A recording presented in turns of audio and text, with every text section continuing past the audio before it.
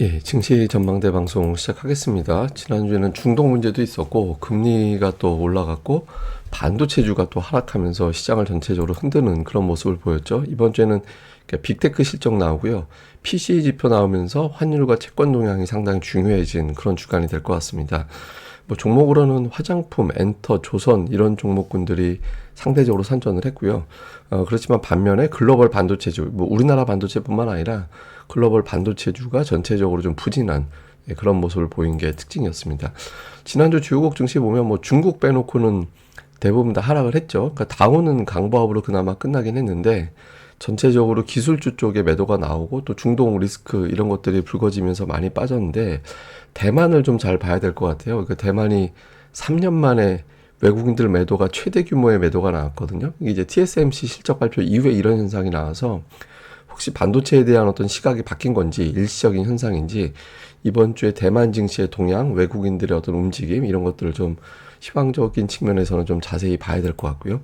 뭐 주요 종목들 보면 금융주, 맥도날드, 뭐 로키드 마틴 이 정도만 플러스가 나고 빅테크주들이 대체로 하락을 했습니다. 그리고 에너지주는 뭐 종목별로 엇갈리긴 했는데 뭐 주 후반에는 에너지주도 올라가긴 했는데 주간으로 보면 좀 부진한 종목들도 있었고요. 근데 어쨌든 빅테크 약세, 금융주, 방산주, 뭐 맥도날드, 코카콜라 이런 종목군들이 선전을 했거든요. 그래서 투자자들이 기술주에서 자금 빼서 뭐 흔히 얘기하는 뭐 경기 방어주 뭐 이런 쪽으로 좀 자금이 이동해 나가는 그런 모습을 보인 게 특징이었고요. 우리나라에서는 뭐 화장품주 정도, 엔터주 정도 제외하고는 이제 밀렸습니다. 그리고 뭐 게임주, 반도체주 많이 빠졌고 제약주들도 종목별로 좀 엇갈렸는데 어쨌든 이제 전체적으로는 매도가 좀 강하게 나타나서 화장품 같이 일부 실적주로 분류가 되는 일부 종목들만 상대적으로 선전을 했고요. 코스피에서는 삼성중공업이 조선주 이제 시장에서는 조선주가 실적이 좋아진다 이런 평가가 나와서 올라간 거 이외에는 삼성전자가 주간 7% 하락하는 게 1년에 한 번 잘 안 나오는 현상이거든요. 좀 특이하게 많이 빠진 게 있었고 금융주도 좀 부진했고 어쨌든 조선 제외하고는 대체로 좀 부진한 이제 그런 모습을 보였습니다. 뭐 환율이 되게 특징적으로 지난주에 주목을 많이 받았는데 1,400원 언저리 올라가서 우리나라 환율이 1,400원 넘어간 사례가 별로 없었잖아요.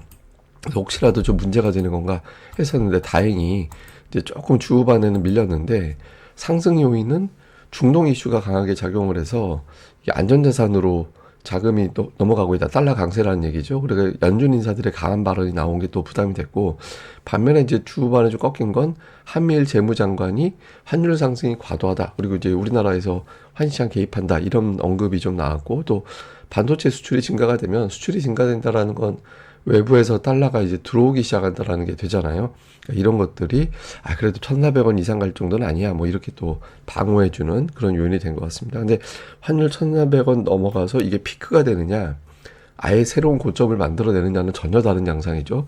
코스피 단기 한 100포인트 정도 영향을 줄 수 있는 사안이니까 환율도 봐야 될 거고요. 금요일에 느닷없이 시장을 폭락시켰던 그런 재료, 이제 이란과 이스라엘의 어떤 이슈였는데 이란이 이스라엘을 공습하고 또 이스라엘이 이란에 보복하고 이런 것들이 왔다 갔다 하고 있잖아요. 서로 이제 그러고 있는데 최초는 이제 이란이 이스라엘에 미사일 보복을 했는데 이스라엘 측에서 피해가 거의 없다. 그런데 이제 고통스러운 방식의 어떤 보복을 할 거다. 근데 전면전을 유발하지는 않을 거다. 이런 식으로 이야기를 했고 결과적으로는 이스라엘이 이란에 본토를 공급을 했는데 재밌는 건 특이한 건 이란이 피해가 없다. 우리는 피해 입은 거 별로 없어. 뭐 하늘에 뭐가 좀 떠다니길래 그거 맞췄어. 뭐 이런 식의 어떤 코멘트를 하고 있거든요. 그리고 이스라엘의 초강경 장관, 굉장한 극우 장관인데 이 사람은 너무 약해.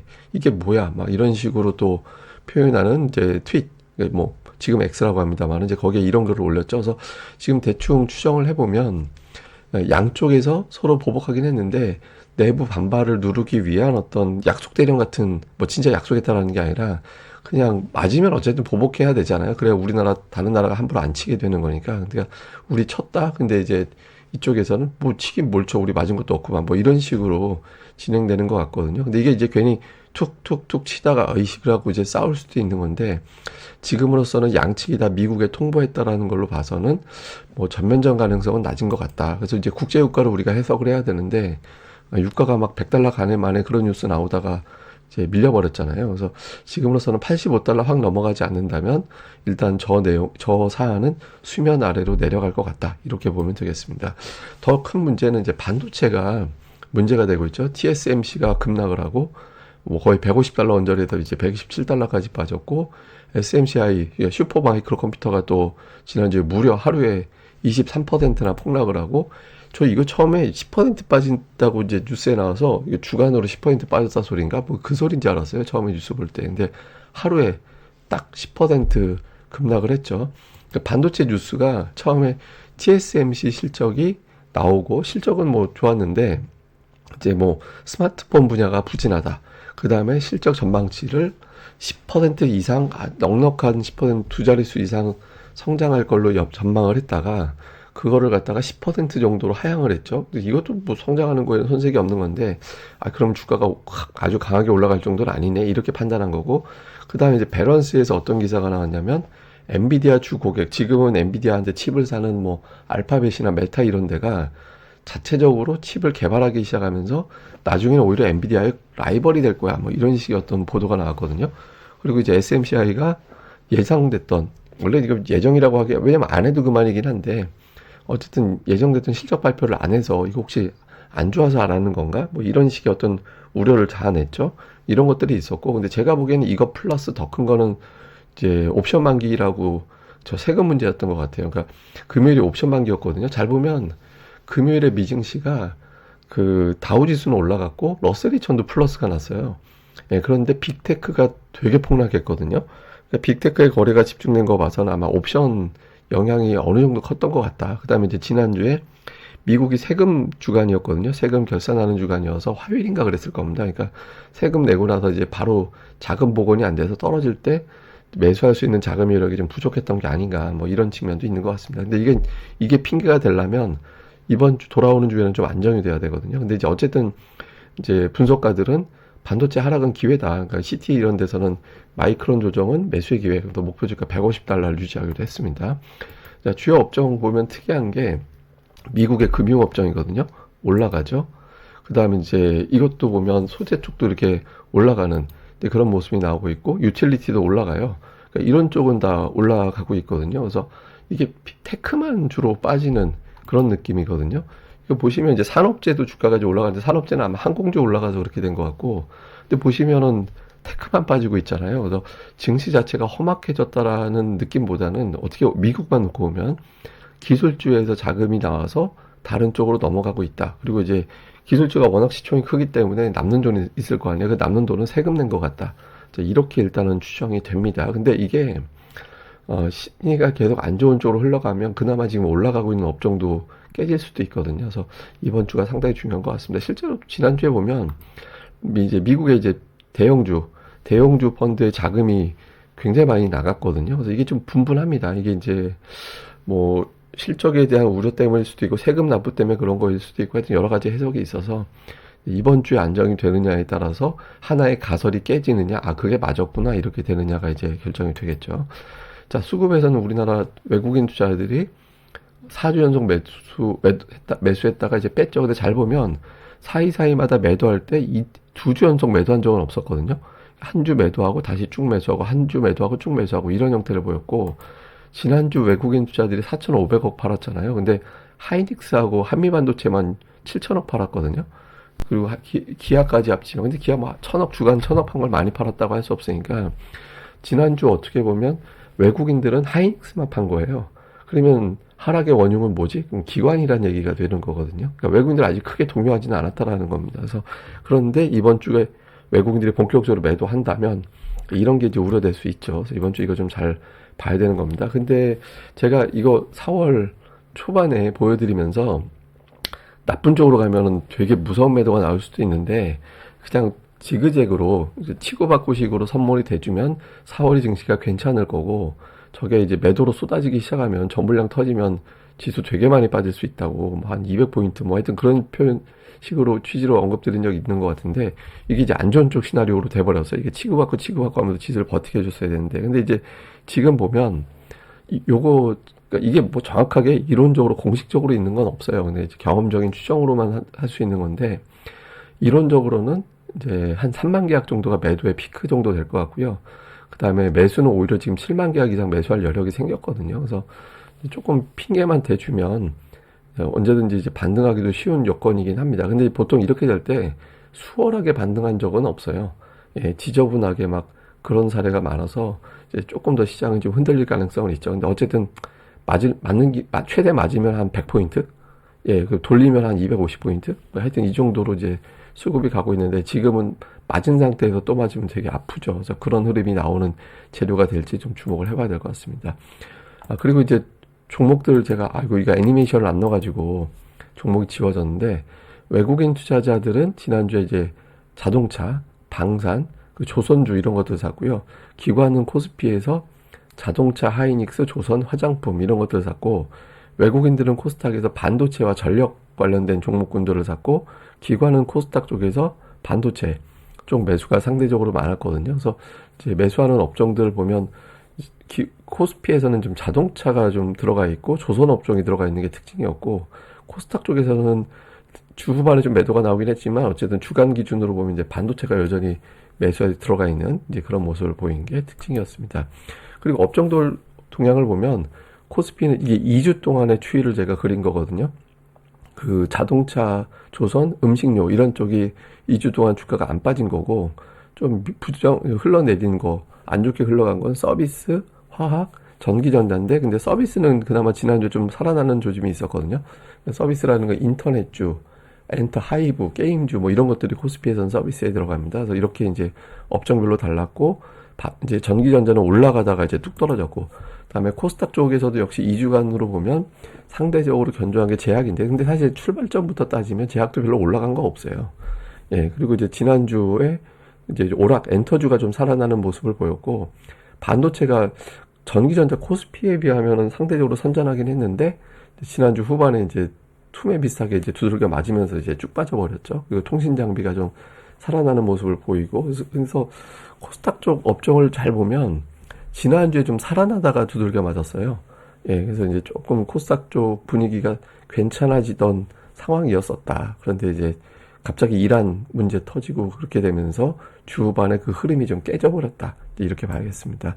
자, 총정리해보면 이제 미국의 빅테크 실적이 이번 주에 나옵니다. 빅테크 쪽에 문제가 됐던 이번 국면이 바뀌게 될지 잠시 일정 보여드릴 거고요.